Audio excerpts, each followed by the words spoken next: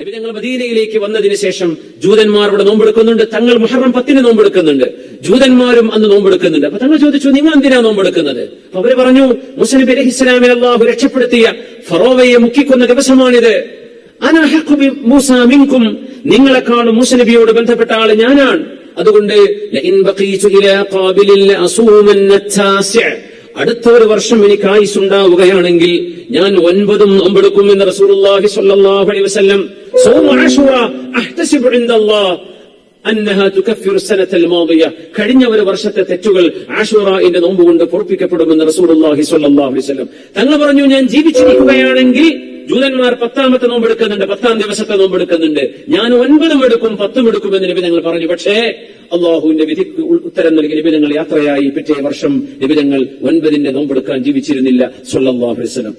മഹാനായ അല്ലാമ ഇബ്നു ഹജർ അൽ അസ്ഖലാനി റഹ്മത്തുള്ളാഹി അലൈഹി ഫത്ഹുൽ ബാരിയിൽ ബുഖാരിക്ക് ശർഹ് എഴുതിയപ്പോൾ മഹാൻ പറഞ്ഞു, ഈ ഹദീസിന്റെ വിവരണത്തിൽ നമ്മൾ മനസ്സിലാക്കേണ്ടത് 3 രീതിയാണ്. ഒന്നുകിൽ ഒരാൾക്ക് മുഹറം 10 മാത്രം നോമ്പെടുക്കാം, അല്ലെങ്കിൽ മുഹറം 10ഉം 9ഉം 9ഉം 10ഉം.